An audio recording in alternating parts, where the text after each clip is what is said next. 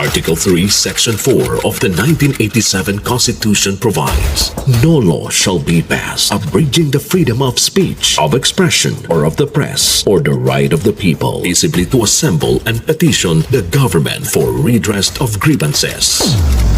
Mao kini ang haligi ug sukaranan nga gibasihan ni ining tulumanon. Straight to the point. Tulumanon sa patas ug lapas nga mga balita, interviews, investigative reports, undanon nga mga diskusyon ug de prinsipyo mga komentaryo. Straight to the point. Straight to the point. Kauban ng Cebu Metropolitan Catholic Mass Media Awards, Best Radio Commentator, Best Newspaper Columnist, and Best Public Affairs Anchor. Attorney Rufil Fernandez Banyok. Attorney Rufil Fernandez Banyok. Straight to the point. O karon, ania ang inyong anchorman. Non inimposumos a liquid adversus veritatem sed pro veritate. Wa kitay mahimo aron sa pagpakigbatok sa kamatuoran, kundi aron sa pagdapig sa kamatuoran. Straight to the point. Luzon, Visayas ug Mindanao, Pilipinas, ug sa katawhan kutob sa mabot sa tong Sibya sa tibuok kalibutan via internet. Maayong buntag ug kumusta live gikan sa Queen City of the South, Cebu City, Philippines. Welcome nining atong tulumanon ug inyong tulumanon. Straight to the point. Kinigay po niyo bus nga lagad sa kahanginan sa kasamang Rufil Fernandez Banyo. Mao'y paday makig-uban kaninyo nining laing adlaw sa atong pagpakigbisok. Adlaw karon mahigala nga Sabado og pitsa 11 na. Buwan mahigala sa Enero tuig 2025. Straight to the Sa point. gihapon natagantag pagtagad ng mga issues nga may labot ang lungsod. Nagbagang mga expose, nagunang mga reports. Din hilamang gyapon mga higala sa atong pagbanuban ining atong tulumanon ug inyong tulumanon. Straight to the point. Tang tulo ka mga impeachment complaints batok ni Vice President Sara Duterte gi-verify o giandam na nga ipadala sa buhatan ni House Speaker Martin Romualdez. Straight to the point. Samtang ikaupat nga impeachment complaint giplanuhan sab sa mga magbabalaod. Straight to the point. Karon mahigala mapugos gyud no ang atong ubos balay balaoranan sa pag-take og action nining maong impeachment complaint. Kay kung panalitan na makakuha og 1/3 votes, okay? Mahimo nga ipugos kana mahigala nga ipadayon gyud, bahala na mahigalag ma-railroaded ang impeachment, mahimo ra na. Basta makakuha og 1/3 votes.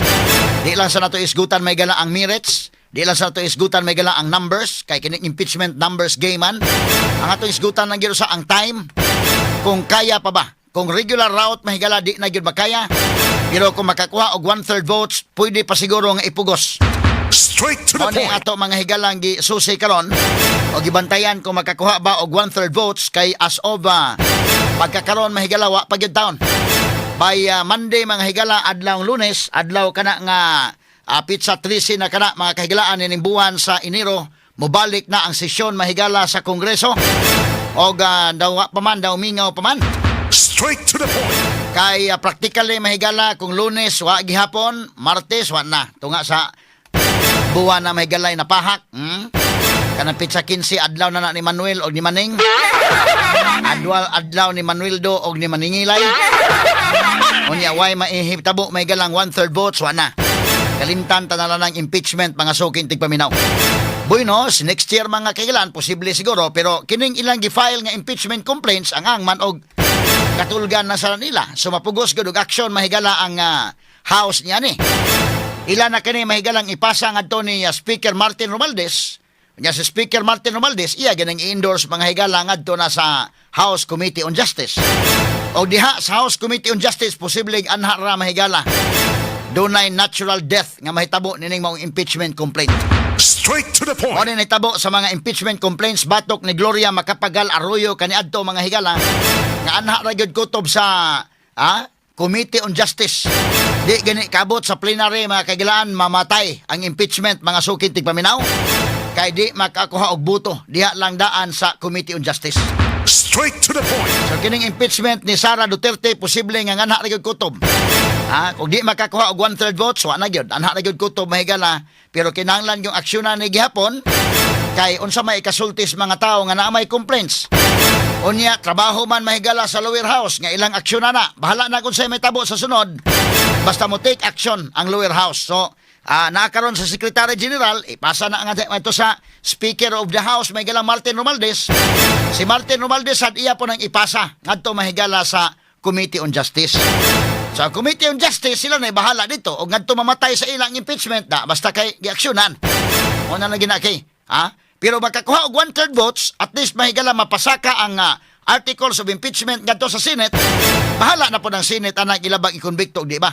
Basta kay gitrabaho na sa lower house ang ilang angay trabahoon. Straight to the point. At ang pagtagad na butaga mga kaigalan sa banuban usab ning atong tulumanon inyong tulumanon. Straight to Sa the point. pikas bahin ang ato sa may gilang paghisgot labot sa National Security Council. Mao ni ang atong kolom kagahapong adlaw mga kaigalan dito sa pamantalaang The Freeman. Ani gawas ni sa atong hard copy mahigala sa pamantalaang The Freeman. Og ato sang i-check mahigala og abot una kagawas na baka sa online. Pero sa kinini ang hard copy okay na to, no? Kagahapong adlaw mga kaigalaan.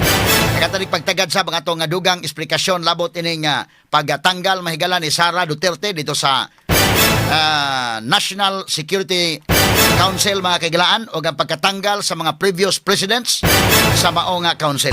Straight to the point. Now, atong pagtagad mga higalan tundugang mga hisgutanan karong buntaga unya akong gisuwat sa tong kolom kagahapon sa pamantalaang The Freeman mahigala kining pagpalagpot ni Vice President Sara Duterte Carpio o ang iyang kanto mga former presidents gikan sa National Security Council mga suking tigpaminaw. Straight to the point. Unsa man ka mahinungdanon ning National Security Council. Kining National Security Council mao ni mga higala ang usa ka advisory nga konseho nga maoy mo giya og mo advise sa presidente may labot mga higala sa seguridad, both external o internal security. Straight to the point. So, duha. External security, kining ato mahigalang seguridad, batok sa ubang mga kanasuran, batok mga higala sa mga nasod nga buot mo kontra nato, o magisgot sa tag-internal nga mga security, mga higala, ang mga panghitabo within sa atong nasod, mga suking tigpaminaw. Kay kinigong desisyonanan mga higala sa kahapsay kalinaw, dili mahimo nga usa lang ka tawo ang mo decide. Kinahanglan nga dunay grupo sa mga tao, mabuot nga grupo sa mga tao nga mutabang sa pag-decide mga higala labot sa seguridad. Kay kana mga kaigalaan maka apiktar man dili lang mahigala sa usa ka tawo nga mo'y nag-decide kung dili mapiktaran ang tibuok nasod o maipiktaran ang tibuok katawhan. Straight to the point. Manan di basta-basta mo desisyon ang presidente mahigala kinahanglan gina nga pamalandungan og maayo ang usa ka desisyon. May labot mahigala kung maghisgot ta og pagsud og kagubot mosud og gira mga higala. Doon na gyoy desisyon ana nga pagahimuon nga inutok. Di mapwede nga isog lang gyud ka nga sobraan ka isog. Unya wa pug kay utok, Manang niingon ang libro mga higala sa Art of War ni Sun Tzu nga ang usa ka general, ang maayong general diha nga maisog og utokan. Kay og ikaw general mahigala isog ra gyud ka isog, ala dasmag kag dasmag, wa kay utok, di ka mo kalkular og naunsa ba ng pagkadasmaga, delikado mahurot imong mga tao kamatay. So imo ganang istadihan og mayo. Og sobraan po ka bright nya talawan. Di man po pwede og bright sa gyud ka nya di ka mo wa kay courage. Dala mag-uba ng duha. Muna nga oras mag-uba na ganit ng duha, i-keep nimo kanang maong general. Mantigo ka na. So mo nga, og maghisgot ta mahigala og security, doon nagi advisor. Sa usa ka presidente may labot sa seguridad before ta mo himog desisyon, labi na kung external security o bisag internal mga higala nga seguridad. Mo na nga kinini ang mahitabo nini mga higala importante na mo na nga kining Security Council Nasugod ni Mahigala actually ang atong konstitusyon tulo naman ni kabuok. Ang atong 1987 constitution man ni ang latest. Ang pinakauna katong 1935 gisundan sa 1973 o karon 1987. Kanang pagsugod pa lang mga higala sa atong konstitusyon, ang presidente ng mga panahon na doon na nanidaan nga National Security Council. Pero dili pa inisi angan adto. Angan at the time National Defense Council. Council gyapon. Kay kinahanglan man ang presidente, siya may commander-in-chief, doon ay katabang niya nga kanang will na po experience mga makatabang niya pag-decide sa mga butang may labot sa seguridad. So at that time naanadaan. Pag-abot mga higala ni kinini ang President Elpidio Quirino na ng mga 1950s, diyan nagigingan la National Security Council. Ugunya, sa sige na mga higala ining pag-exist ani kauban gyud dinha ang Vice President sa National Security Council. Nganong kuyog man ang Vice President tungod kay simbako unsay may tabo ba sa seguridad inday kin ba? Labi nagadto ka sa US may gala kay grabe gyud ang mga gubat nga giapilan sa US. Ug unsay may tabo sa presidente automatic man nga ang Vice President mao'y mo take over sa iyang rinda. Simbako unsay may tabo sa presidente. Mamatay ba kang presidente? Masakit ba kang presidente? Ma-incapacitated siya? Di na baka sa makatrabaho? O doon ay makakulian mga kagalaan? Or ma-impeach or mo-resign ang presidente? Automatic naa ang vice president. Muna nga kauban kanunay gyud na ang vice president sa National Security Council. Kay simbako oroy, ug kag gubat pananglitan. Maintra o gubat ta simbako lang. Palayo in town.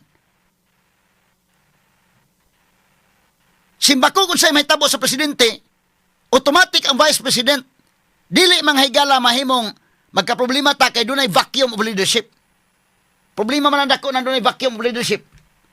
Mabita tong salida day katong kwan, katotoang designated survivor. Kwan man nahimo man ang katawanan mga higala kay quote man sa nang Sara Duterte Carpio, pero dunay gi salida ana. Nga kanabang dunay kay gilain gyud nya membro mahigala sa Executive Department o sa cabinet member gilain nimo nga si bakog kung siya magkinaunsa kiniging US grabe na sa security mahigala kay daghan sa giapilan gubat gyud sad. Mo na nga grabe sa ka concern sa security sad. Kita Pilipinas nasa tana. So ang membro ng National Security Council gisugdan na mahigala kanangana na gyud nato 1950s atong President Elpidio Quirino. Unya kanunay yung kauban diha ang Vice President. It goes without saying tungod kay ang presidente mao man ang commander-in-chief sa armed forces. Simbako kung say may tabo sa presidente naa dayon ang vice president. So dili ta magkamurtag manok ba nga piso bang nagkatibuaag kung mawa ang hinangkan. Dunay vacuum of leadership. Lisod na. Ugunya sa ngadto-ngadto mahigala gi-appeal na diha ang mga former presidents. Nya daghan mga higala ang uyon nga nganong i-appeal kanang mga former presidents. Ngano man. Tungod mga higala kay kanana ang doon naman sa mga experiencead. So kung mag-iskot og security labi na kato si former President Ramos. Kay nag-meeting sa National Security Council doon na gito sa ikasulti. Kay military mo gito sa Ramos. Graduar man to sa West Point. So og mag-iskot og security naagit sa kanunay nga kon ba. Nya kining mga former presidents manggod himuon nimo nang membro sa council kay doon na sila remember usa ka higayon na nahimo sa silang commander-in-chief. Muna imong konsultahon. Simbako ba umingon, example kini problema na to China ron. China versus Philippines. Doon na kay makonsulta ba sa imong mga kwan kay kini mga members ana, mga cabinet members ana, kanagong uban nga mga membro mahigala, magsige man lang kung nagtando-tando sa presidente. Pareho na naman kinahanglan bitaw kag bisag kaning mga governor o mayor, mayo man doon na kay konsultant bitaw dai nga friend baka nimo, i-appeal nimo as consultant pero makasulti nimo og unsay tarong unsay di nya makabadlong sa nimo kay lisod maguna kayo kana mga consultant nga pulos lang yes sir kay mahadlok hindi marinyo ilang kontrata. So ang principles ana nga nganong i-appeal na mga former presidents aron nga dunay mga higalay mga tao diha nga makasulti sa incumbent president unsay angay buhaton based sa among experience. Karon, ang buhi nga presidente ron mahigala, tulo naman lang. Si Presidente Rodrigo Duterte, si Gloria Macapagal Arroyo o si Irap. Kay isaon taman to si Pinoy mahigala nga sayo man mi taliwan. Bata pa man to si Pinoy, ha? Unya kadto si Ramos pod maosad ni taliwan sad. So tulo na lang ni. Panahon ni Presidente Rodrigo Duterte day, apil ni sila inday bisa pa magkakontrapartido mo diha kunsa, kanang statesman lang gyud ka. Nga naman para man sa seguridad sa nasod. Para man sa security sa nasod, dili man na kay personal nimo. Ang ato nga dunay mga former presidents, former commanders-in-chief nga makatabang og based sa ilang experience unsay angay buhaton. Moto nga panahon Duterte apil man to sa Gloria day. Iya man to gipatawag gani nga kwan si Pinoy diha, si Gloria diha, si Ramos diha, si Irap diha. Katong hisgutanan sa West Philippine Sea. Imo nang kanon kay sila may dunay experience. Nya of course ang Vice President apil diha mahigala sa grupo. Now, doon na ba'y gitangtang maning Bongbong Marcos si Sara Duterte ang tanan nga mga former presidents. Pwede ba na inana? Ang tubag mahigala pwede man. Pwede man kay siya man mo incumbent. Pero ang principles ba diha mga higala nga kana na ang giapil na sila diha kay sila may dunay experience, sila may makasulti. Ha? Kana kung kutob lang si politika madadara ang problema kung doon na pay lawom anak rong hinungdan nga ngano ni nana. O na itong tagaag pagtagad mahigala kay kinini ang parehar ko nagbabae inday kin bisa pag unsa ka professional unsa nakakataas og naabot sa kinabuhi pag buntis nimo inday kin mangutan na gyud kag babae diha nga nabuntis pod kana naagi panganak ba sagad ana paltan babae mahigala adto kada silang inahan pod nga magpatabang o mga amiga baka nga kanang kuan ba nga nay makatambag nimo ikaw naagi ka magig panganak unsa magig buhaton mo nimo na kay kana magpanganak inana la na inday kin por do na bay nangamatay ana ha unya unsa may buhaton ni kuan ha mo ni ang angay buhaton nya exercise gyud ka ana ang dunay credibility mo sulti ana kadto sa gyud naagi og nakapanganak ha nya karon og dunay kay amiga nga dili nimo mapangutana total daghan man ni mga babae nga naagig panganak adto ka mangutana pero kini nga ng presidente nindekin karon tulo na lang ni kabuok ang buhi so at least na kay makonsulta ba simbako dili man ni personalan nga kana na ang para sa unsa nga kuan pero para ni manghigala sa tibuok katawhan tibuok nasod nya kinahanglan magun ang council po din ha nga moingon ka nga kanang ay kay kapoy kay nang kuan gusto ko unsay akong matuman ana lahi na kay security mo na mas maayo man gud ko maghisgot ta og security dunay devil's advocate nga naa membro diha ha pero kining gibuhat karon ni BBM in fairness may galang BBM in fairness niya okay naman sana iyang gibuhat kay tan-aw niya wa na say salig mahigala ni Duterte wa na say salig mahigalang Sara labi pa mga kaigalaan kay medyo nag-meeting dito gud tanawar ko to mga pictures dong naa ang picture ni Sara Duterte naa diha mahigala og mag-meeting ang council ba mao toy mga nagkumpos council unya naa diha ang kuan oh okay so kinani ang nag-meeting nila mo ni ang mga naong dito makita ni BBM mura man BBM makaingon nga mura di mayo ni akong adlaw ni kita ko di mga naong nga da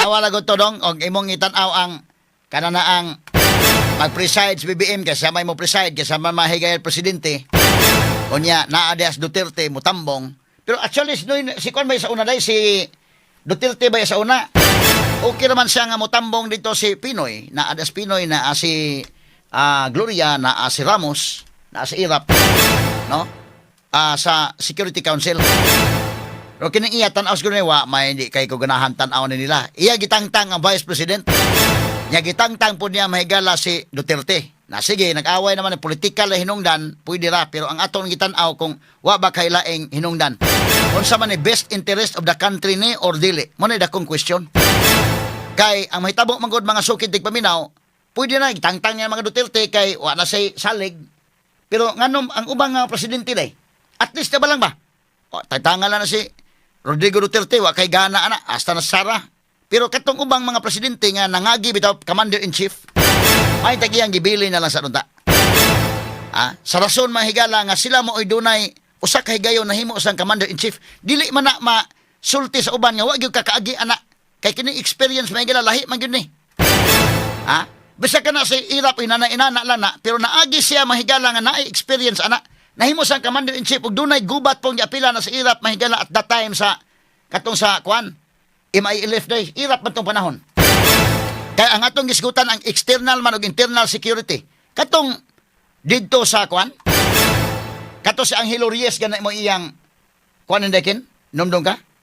Si Angelo Reyes mahigala mo iyang general at that time. Maoy Chief of Staff sa Armed Forces. Didto mahigala sa Abubakar, Camp Abubakar indekin. Gisulod ni irap ang Kampo Abubakar sa MILF. Doon na siya naagian ni Gira bagyo ba? Commander-in-Chief maggo ka. So at least doon na kay makonsulta ba nga ato sa imong panahon unsa may nahitabo. Kana si Gloria, kana si Duterte, panahon Duterte nagkaagi Gira to sa mauti indekin. Diri sa may kwan. Kana bang doon ay mga decisions nila nga ang makasulti na mahigala tulo na lang ni katao rong buhi. Unique ba nga kwan ba? Og mo na tuyo actually nga nganong naa na sila kay di man mahimo god nga ang membro sa council pulos sa mo aleluya tando lang tando nya ingon na sige sige sokol tagira sa ina nya okay sir. Kinahanglan man dunay diverse advocate sa sila ato sa ning timbang-timbangon og mayo mo ni mahitabo nato mo sokol ta mo ni o di ta mo sokol mo ni miguhon na nato na sila unya kwan kay tan-awon tong US ug unsabay ilang commitment sad kita ra bay mapulbos ini Pilipinas simbak kog magkagubot ning duha ka country. So doon na ba'y tao nga maka-advise nimo nga maka-afford nga musulti nimo indekin importante ba na nakay barkada nakay higala or nakay kanana ang kwan lang nga maka-advise nimo ba dili mabalaka mo advise nimo kay sagaran gud mga kagalaan og kanana ang ikaw mo naa sa laba taas kanang uban di na mo supak nimo dekin ang uban sige lang tando-tando ng uban. So, dili makasulti ba iyo, anak? Kaya di na maayo. Iwa, di na maayo. Di na tika i-renew sa mong kuwan, pagkakonsulta.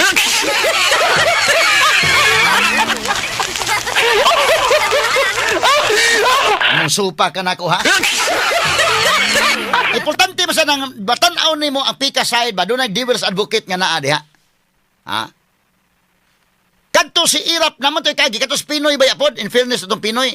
Kato sa iminilif dahil sa Sambuanga Sids, Pinoy mas ito. Doon na lang to ang problema ito kato lang sa Mama Sapano. Pero kato sa Sambuanga Sids, nakakuha ito sa Pinoy. No? Kaning mga presidente ha, actually kining presidente may gilatan-aw na ko, kuha mo ko na siya? Kana bang destiny nimo nga nahimo kang presidente? So dili nimo ma-underestimate yun isla, ibutang ta kinila, daan mahigala si pala itong Pinoy, kuha man magdahom nga mahimong presidente, kato skure. Kanis na mga higala si Duterte ni kalit naman nanig kusog ni sila.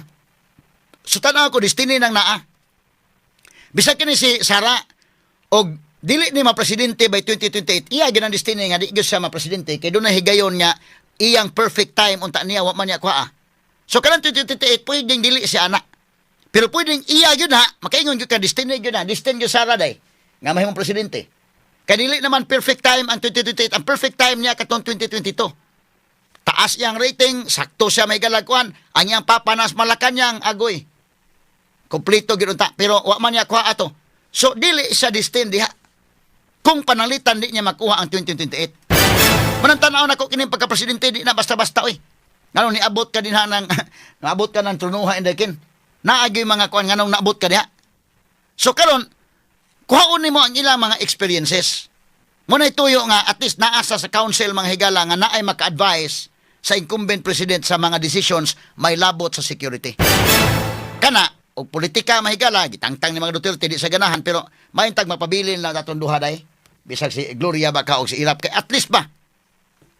Pero sa pikas bahay no, pwede nga, kaya nabutang naman ni Sharon, nga siya na lang yun, murag diktador na yun siya ani. Kana sugod pa lang ha? Sugod pa lang na. Wa na'y makakuha niya, kay tanan pulos mang under niya. Lahi mo kunin yun na mga former presidents nga, at least ba mga maguwang niya ba, senior kami, gikan na media bong, kana ba? Gira ta China, sa sabong, hinahinay na sabong. Kay gikan na media. Kanang iyan yun nga, Sara magod, nagkuhan siya, Sara, doon ay freight ana. gi-explain naman to Sara to iyang threat mga kaigalaan unsa man tinuod kay kung dunay politika personal man guna nga aspect og dunay threat sa iyang kinabuhi that's personal mahigala kunuhay nga threat pero para sa best interest sa naso ba di man gud kay security ni Bongbong Marcos may gitan-aw ni security sa tibuok country o gitan-aw mga sukid tigpaminaw na kung dili mo naman Duterte okay pahawa naman Duterte mas mayon tag mabilin unta ang lain pa duhan naman lang Gloria og kini si Irap nga at least madunay tao diha nga mawingkod nga naay experience nga usa kay gayon na nahimong commander in chief sa armed forces karon sila ko sa wa na tangtang ka na mga tangtang vice presidente tangtang mga former presidents kanang kutuhan na ana ug moingon kag tan-aw nimo ana lang pag tan-aw okay lang ang problema na kung doon na mahigalay laom pa niya mga higala kaya ba mo unsa pa mas laom ana kana no medyo mulutaw sa medyo yay wala magbuot nimo na dili magkatambag nimo na dapita ang internal security ron kung moingon mga higalang council nga paghimo tag senaryo nga kwanta paboy ni tabo mga higala panahon Marcos ayan amahan gitantang yung vice president siya na may naadiha nga kuan unya sunod mga higala declare Marcelo Straight to the point. kana tanaw mo na ato na paunahan daghan na magbantay ano niya unsa man higala ha o internal security man sugid ug ang council maghimo sa ilang senaryo wala gyud magkatambag nga wala gyud makasulti nga ayaw na o maghimo senaryo nga dunay problema okay declare Marcelo kay problema medyo delikado ino ni kalaki maon ato nang dugangan og hisgot na dapita mila prostan una alas ako kasamang Rufil Fernandez Banyok manamilit kanyo palagis pagingon sa tanang panahon o sa tanang higayon dalaygon ng Dios mayong buntag Pilipinas tatak RMN